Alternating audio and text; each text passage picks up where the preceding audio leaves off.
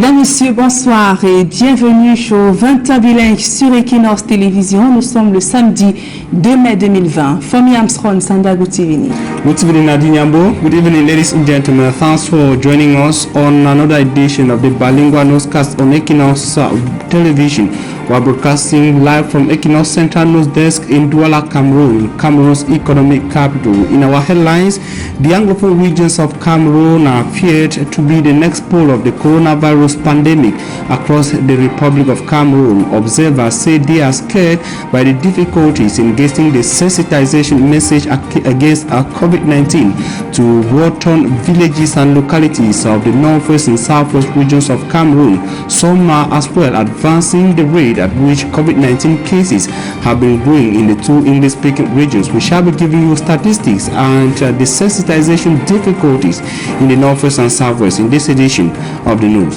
À la une de ce journal, alors que le Cameroun franchit la barre de 2000 cas confirmés de coronavirus, des agents de santé recrutés pour la prise en charge des patients infectés crient leur colère. Ils ont manifesté ce samedi devant le centre des urgences, des opérations des urgences sanitaires à Yaoundé pour revendiquer le paiement de leur salaire. Voilà pour le sommaire.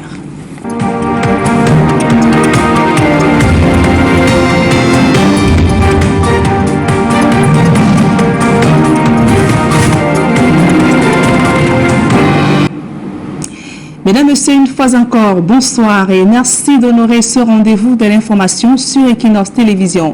En ouverture de ce journal, évoquons la grève des agents de santé publique recrutés dans la lutte contre le coronavirus au Cameroun. Ils ont manifesté ce samedi devant le centre des opérations des urgences sanitaires à Yaoundé pour revendiquer des arriérés de salaire. La colère de ces agents dans ce reportage que signent Élisée Barba et Aïe Cyril.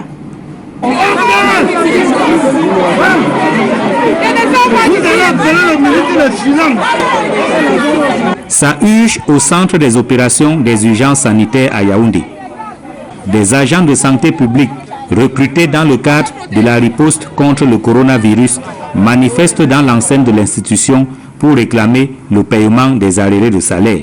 Quand on a commencé à travailler ici, il était question qu'on nous paye chaque semaine. On a payé juste une semaine avant. Et après, le paiement a été en rupture. Où on a commencé à nous demander de patienter. On a patienté pendant 3 semaines. On a quand même continué à venir. Parce qu'on se disait, un jour, les choses vont s'arranger. Un mois après, on a dit qu'on a déjà ras-le-bol. C'est notre ras-le-bol maintenant qu'on fait comme ça. Dans leur mouvement, ils finiront par bloquer l'entrée du centre des opérations, affirmant que seule une descente du ministre de la Santé publique sur les lieux pourra leur satisfaire. On veut absolument que le ministre puisse descendre ici, parce qu'on a déjà marre des dirigeants qui arrivent et nous font des promesses, nous font entendre des discours politiques qui n'ont pas de tête ni de queue. On veut absolument que le ministre descende ici, qu'on puisse parler avec le ministre directement et qu'on puisse nous payer aujourd'hui. Mais en lieu et place du ministre Santé, ils auront plutôt droit au sous-directeur du budget au ministère de la Santé publique et chef section administration et finances au centre des opérations des urgences sanitaires. Mais sa présence ne réussira pas à calmer les ardeurs des manifestants. De sources généralement bien introduites, en l'absence de réaction du ministère de la Santé publique, le retard au paiement est dû à un audit prescrit par le ministre de la Santé publique qui aurait permis de déceler un excédent d'environ 6 millions de francs CFA correspondant à des salaires fictifs. L'audit permet également de décongestionner le centre des opérations qui reste avec 150 agents environ tandis que les autres sont redéployés dans les régions. Il aurait proposé à tous un règlement partiel en attendant la suite en début de semaine prochaine, ce que refusent les grévistes.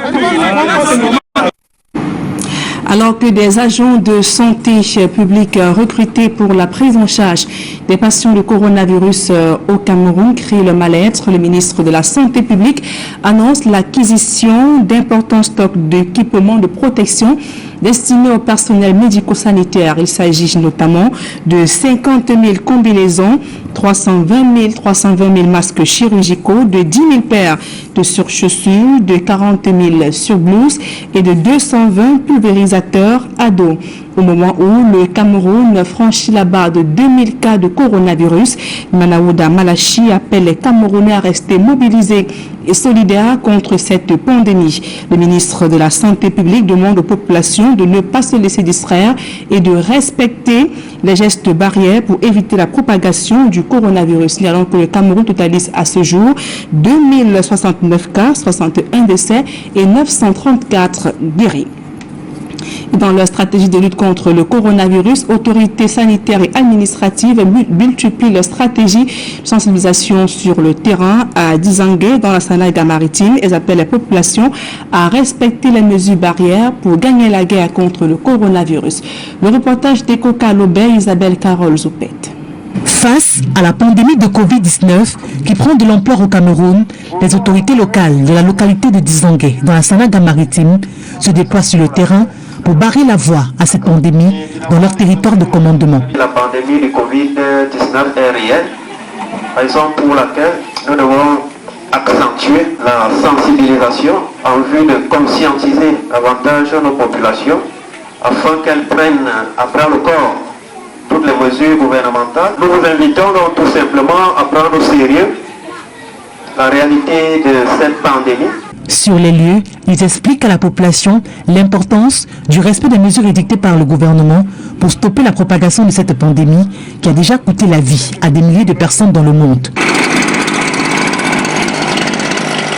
Des espaces publics sont désinfectés et des démonstrations sont faites sur le lavage des mains qui constitue l'une des mesures barrières au Covid-19. Une occasion saisie par le maire et le sous-préfet pour mettre en garde tous ceux qui ne respecteraient pas ces consignes. Parfois, il vaut mieux amener les populations à faire du bien contre leur volonté.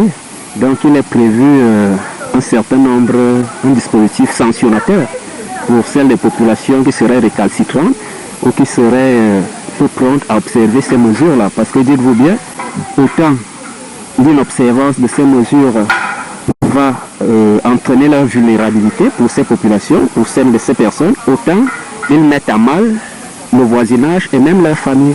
L'arrondissement de Dizangue n'a pas encore connu de cas de Covid-19, dont l'engagement des populations soutenu par les autorités a barré la voie à toute éventualité.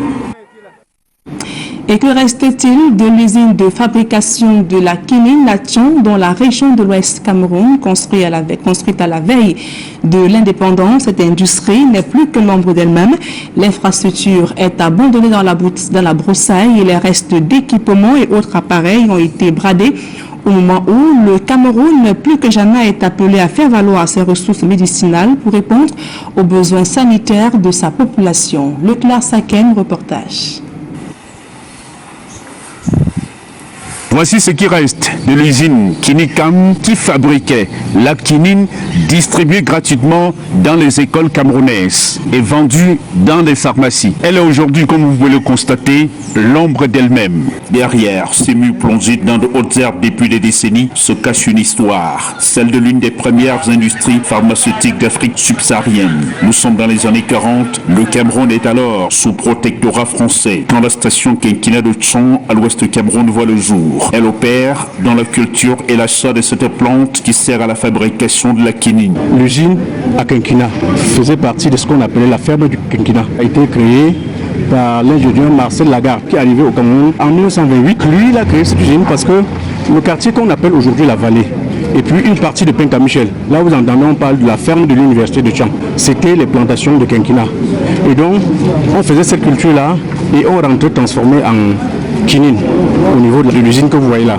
Au lendemain de l'indépendance du Cameroun, la société est abandonnée à son propre sort. Les activités s'estompent peu à peu. Commence alors la descente aux enserres de Kinikam. C'est avec nostalgie et regret que le nom est évoqué. C'est une usine qui produisait moins de 500 comprimés de quinine par jour. Mais c'était à cette époque-là une très grosse structure. Et moi je pense que si on avait été dans un pays assez sérieux envers lui-même, on aurait tout simplement cherché à voir comment le réhabiliter à partir du moment où on sait déjà ce que représente l'industrie pharmaceutique dans le monde aujourd'hui, le poids de l'industrie pharmaceutique. Chang aurait pu réhabiliter cette usine-là pour produire des quinines.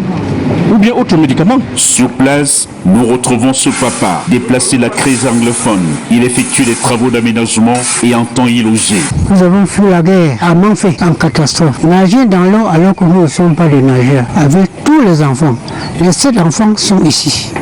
Avec moi et ma femme. Nous avons pu fuir jusqu'ici. Nous avons vu monsieur le préfet, il nous a permis de venir laisser ici avec une note. Les restes des équipements laissés sur place seront spoliés par certaines autorités de Yaoundé. En 2018, des individus viendront démonter les cuves sous le regard impuissant des populations. Tout le matériel qui était dedans, les tubes, 8 tubes. 8 cuves, il y a une qui est restée parce que les gens n'ont pas pu transporter.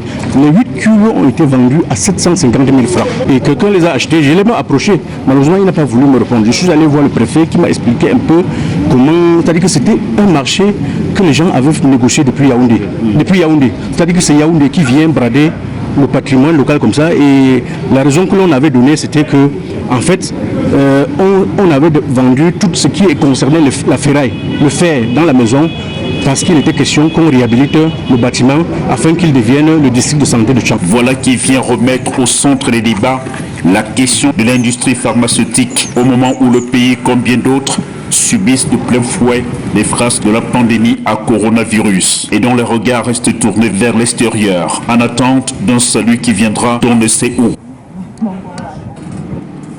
Dans le reste de l'actualité, signalons le calvaire de la famille Ayama du côté de Yaoundé. Un litige foncier oppose cette famille à un particulier. Face à son refus de vendre la parcelle de terre querellée, cette famille affirme être victime d'agressions au quotidien. Ces multiples plaintes auprès de la justice n'ont pas trouvé un écho favorable. Le reportage de Joël Essengue et de Guizoko. C'est l'histoire de cette veuve Célestine Kabana et de son unique fils au quartier Essos à Yaoundé. Les deux, bien que propriétaires légaux d'une parcelle de terrain héritée de leur mari et père, sont réduits à vivre avec la peur au ventre, terrorisés par leurs voisins, selon leurs explications. 2 personnes sont entrées dans le camp. Quand je me lève, je constate que c'est ma tante qui vient avec 2 clients. Elle est en train de monter le terrain. Bon, malheureusement pour elle, le client qui a monté le terrain, c'est un allage. C'est moi qui l'avais sa voiture. Elle a fini de monter. Je suis allé vers l'allage. Cette tentative de vente sera mise en échec, bien que leurs voisins voient les choses autrement.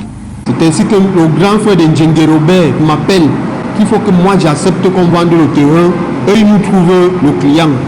Jusqu'à ce jour, je n'ai jamais réagi par rapport à ce qu'ils m'ont dit. Dès lors, vont s'en suivre dès 2011 nombre de brimades dont le point culminant sera atteint en 2014. Quand je constate qu'on fait le bruit, je regarde, je vois la cour était inondée de gens. C'est ainsi que Ndjengue casse la porte, il entre dans ma chambre, je lui blesse avec la machette dans ma chambre. Il reçoit en criant, il m'a blessé, les gars se mettent à lancer les cailloux. Caillou est venu me prendre, je suis tombé. Lorsque je suis tombé, Ndjengue est venu avec la machette à l'instant, je suis tombé, il m'a frappé la machette ici là. Selon les Ayangma, il n'y a pas que les menaces physiques, mais leur maison fait aussi l'objet de graves déprédations de la part de leurs voisins. À cela s'ajoutent aussi les menaces verbales. Ce monsieur de Ndjengue m'avait dit aucun petit-fils ne peut naître ici. Quand le petit frère d'Ayama prend son bac, il prend sa femme, la fille conçoive. La fille a accouché le 22 décembre. Elle est morte sans maladie. Après Ndjengue me dit le 5 mars, je vais vous montrer. La fille là est morte le 14 avril sans maladie. Leur espoir, la justice, semble aussi être peu attentive à leur sort. S'ils ont pu in extremis sauver leur terrain, le tribunal d'Equinoxe se montre, à les en croire, peu enclin à sanctionner ceux qui ont crevé l'œil de Camille Ayama Tchekami. Ce problème de l'œil était le 28, nous sommes partis, nous sommes rentrés, on n'a pas de date de renvoi. Quand son avocat est venu, il lui a appelé dehors, ils ont causé, le juge a fermé l'audience, c'est-à-dire nous nous sommes levés comme ça là, on n'a pas la date de renvoi, ils calculent, juger ça par défaut. Impuissants, les Ayangma se sont résolus à implorer l'aide des hommes de bonne volonté. Parce que je suis orphelin, je n'ai personne. Moi, je n'ai jamais suivi un jour le chef de l'État dire dans ses discours que les orphelins et les veuves n'ont pas le droit de vivre. Je prie aux hommes de bonne volonté de me venir en aide. Parce que là, je suis là, ma vie est vraiment en danger. Je demande au peuple camerounais, qu'est-ce que je dois en Ndjenge? Donc au Cameroun, si tu es orphelin, on bravit pour toi, on te tue. En attendant, si Madame Ayangma est bien déterminée à rester chez elle, son fils Ayangma, lui, ne passe plus les nuits dans son domicile. À présent, les images de ce mouvement d'humeur des conducteurs de mototaxi à Bamenda, dans la région du nord-ouest Cameroun. Des dizaines de ces conducteurs de moto ont pacifiquement manifesté dans les rues, notamment au lieu dit commercial Avenue, devant le maire de la ville, Achoban Tembampol. Ils ont exprimé leur mécontentement. Les engins de plusieurs parmi eux ont été saisis par les forces de maintien de l'ordre lors du contrôle des pièces. Cette action de saisie est motivée par la montée des enlèvements et des agressions à bord des motos.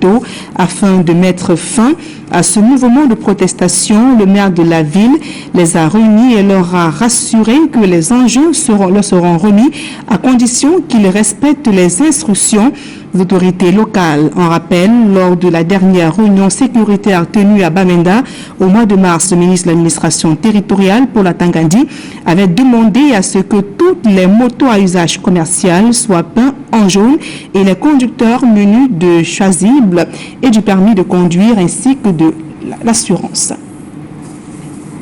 À présent, la deuxième partie de ce journal en langue anglaise avec vos Fomi Armstrong Sanda. Thanks, Nadunyambo. Thanks, ladies and gentlemen, for joining us in the second segment of news in the English language.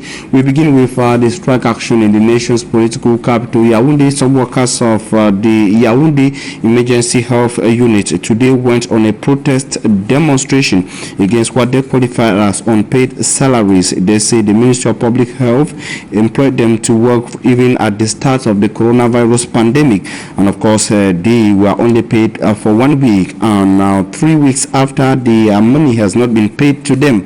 And of course, they say they are tired of working without pay, indicating that officials of the Ministry of Public Health, however, encourage them to continue to work, but they have gone beyond what they could take. And of course, reports from Yaoundé indicate that an official from the Ministry of Public Health, however, came after the protest demonstration and promised that their money was going to be paid. The Minister of Public Health in Cameroon, Dr. Manahuda Malachi, is yet to openly react to the protest demonstration in Yaoundé. And the governor of the south region of Cameroon, Governor Felix Ngelengele, has warned inhabitants in his area of command who continue to go against the government's order of wearing face masks in public places in Cameroon that the law will take its course and they will have to pay duly. Felix Ngelengele was speaking in Crise in the Ocean Division of the south region of Cameroon as he went on a sensitization meeting against the coronavirus pandemic. Immaculate tells us more in the following report. The application of barrier measures, notably the wearing of face mask, is yet to be fully implemented by all. The remark was made by the governor of the South Region, Felix Ngelengele, during an evaluation meeting. One of those measures not being respected by the population is the wearing of face mask. Everyone has to understand that the anti-COVID-19 measures taken by the government of Cameroon is meant to protect us from infection. Felix Ngelengele made a tour at the Crise Seaport and equally the Crise District Hospital. While at the hospital, he observed that the health facility lacked the necessary hygiene kits that are meant to protect its personnel. The remark has been made at a time when 9 positive COVID-19 cases have been registered in the region. Council authorities, on their part, are multiplying sensitization campaigns in their different municipalities. Though the South region of Cameroon has not registered any death case of COVID-19, the population are called upon to respect government's anti-COVID-19 measures so as to prevent further contamination. The inhabitants in the northwest region of Cameroon, observers across Cameroon have been expressing fears that the two English-speaking regions of Cameroon will be the next hardest hit regions with regards to the COVID-19 pandemic. Their worries are being backed by the fact that insecurity in the northwest and southwest regions of Cameroon is a stumbling block to inhabitants or individuals engaged in the sensitization of the local population on measures taken by the government of Cameroon and the World Health Organization against COVID-19. In the northwest region, the messages and kit against COVID-19 is taken to several conflict-hit localities by the military, as Ndustela tells us in the following report. In Gokutunja division, a liter of petrol is sold here at 1,000 francs CFA. This is the price the population is paying as the Anglophone crisis drags on. Goods have become more expensive as most roads had not been in use until 2 weeks ago. At the time the country is fighting the spread of the coronavirus, owning a face mask or hand sanitizer is regarded as a luxury in Bangolan. I was free to the gateway. Now place now them and then decide. Health center. A bouncer be done divide temporary for you. Ensuite, the one be done over small. Quand nous sommes arrivés, nous avons constaté que beaucoup parmi eux n'arboraient pas de masque. Et puis, les mesures telles qu'étaient prescrites par le chef de l'État, se laver les mains et la distanciation n'étaient pas respectées ici. Alors nous sommes venus d'abord, nous avons commencé d'abord par sensibiliser et leur dire quel impact cette maladie a dans notre société. Bien qu'ils vivent dans les milieux reculés, ils doivent être conformes à ceci.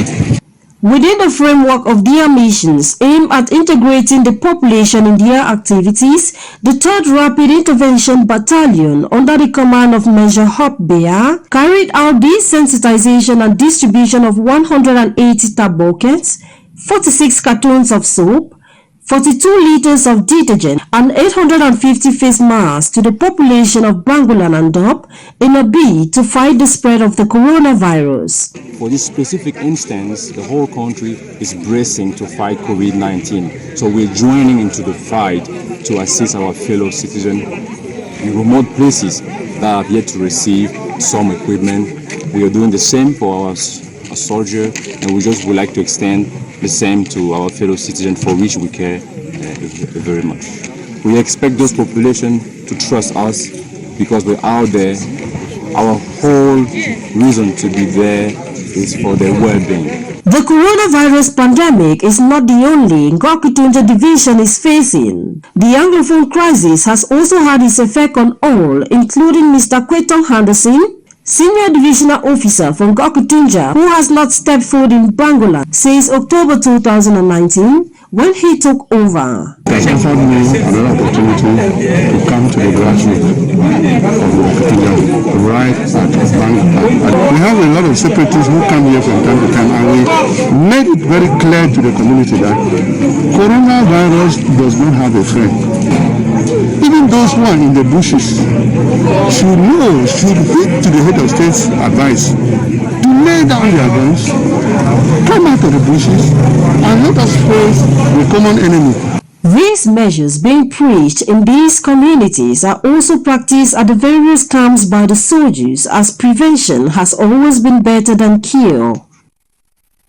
The northwest region of Cameroon so far has 11 COVID-19 cases confirmed. That's according to the northwest regional delegate of public health, who in a communique yesterday also indicated that the region has recorded its first death case related to COVID-19. The governor, rather the delegate, indicated that the 11 cases were confirmed after 58 samples were collected and tested in the northwest region of Cameroon. And down to another conflict-hit region, that's the southwest region of Cameroon, elements of the 6th Rapid Intervention Battalion, that's the B of the southwest region of Cameroon, headed by Colonel Ella Francis, has urged the population of Mbonge in the region to unite and fight COVID-19. They were making the call after a sensitization mission of the conflict-hit locality against COVID-19. More with Innocent Aze in the following report. people from the crisis-torn region sitting at least a meter from each other. They are inhabitants from 4 villages making up Mbonge subdivision in the southwest region. Though in hardship, they have not been forgotten even at this time of another crisis, the COVID-19 pandemic. They have been brought out of their homes by elements of the 6th Regiment of the Rapid Intervention Battalion in the Southwest region to receive with soft heart these material gifts, including tap buckets, cartons of soap, face masks, hand sanitizers, and many more as weapons against the virus.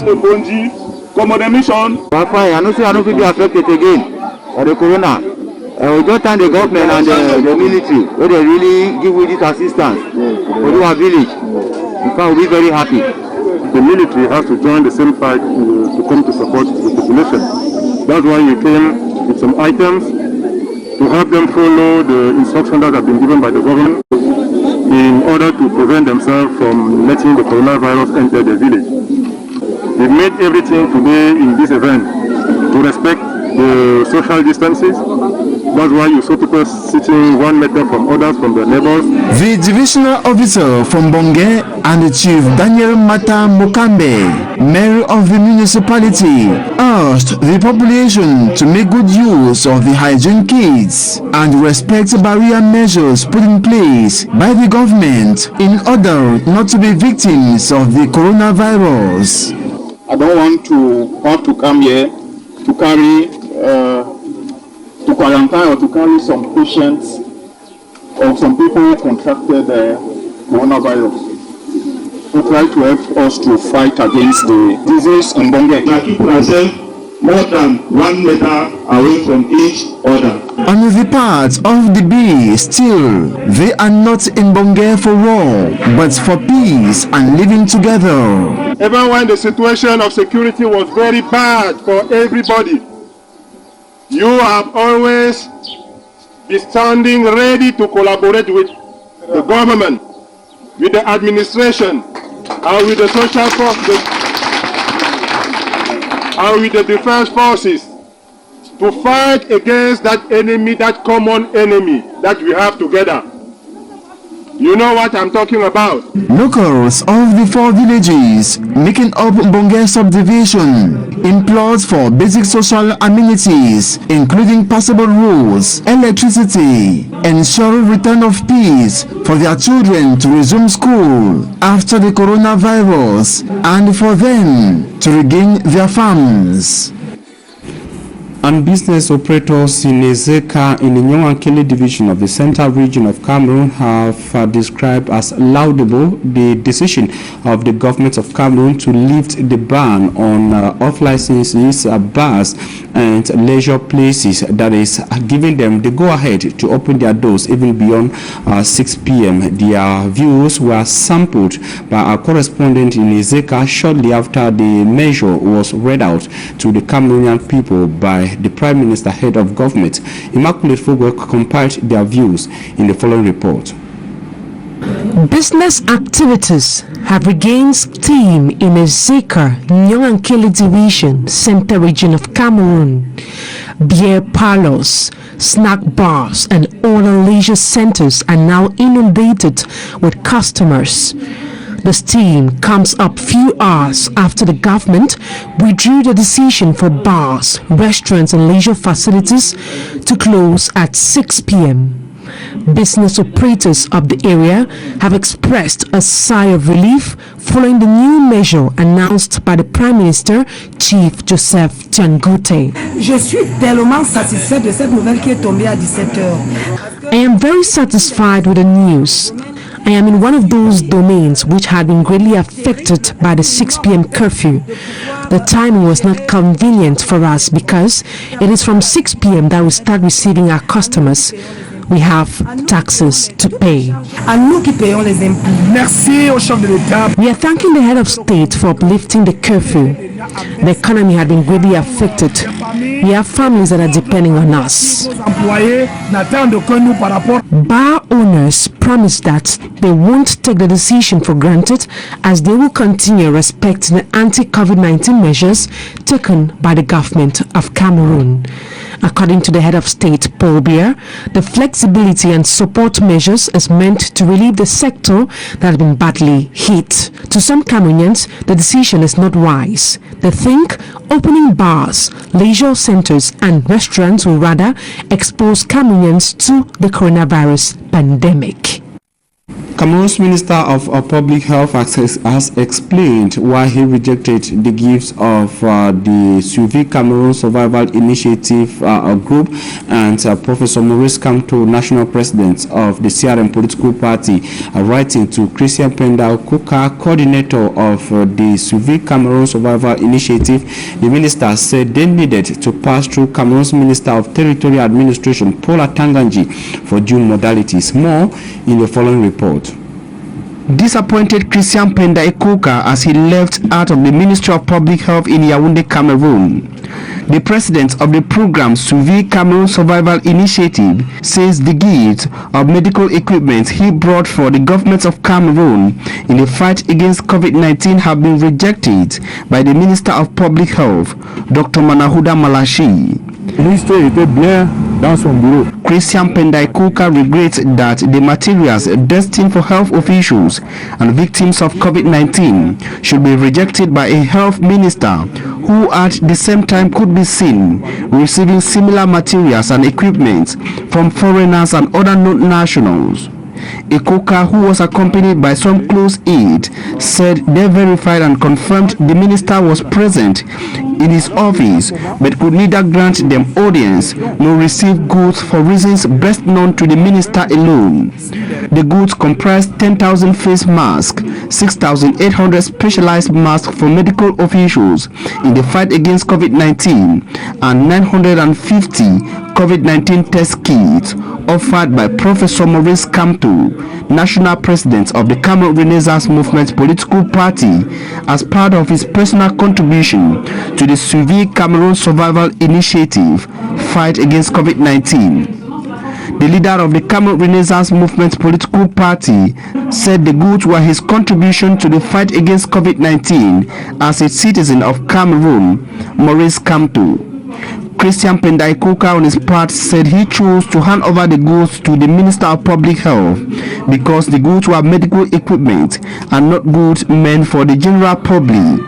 Shortly after the departure of Christian Penda Ekuka, Dr. Manahuda Malachi addressed the leader through a correspondent to get to the Ministry of Territorial Administration for certain proceedings and the eventual donation of the goods from the Suivi Cameroon Survival Initiative for the fight against COVID-19. That report brings us to the on Equinoxe television. We thank you for your very kind attention. Wishing you a blessed stay in the company of programs on Equinoxe television. Nadine Yambo, have a nice evening. Merci, Formie Armstrong Sanda. Bonne soirée à vous également. Mesdames et messieurs, c'est la fin de ce journal. Merci pour votre aimable attention et passez d'agréables moments en compagnie de nos programmes.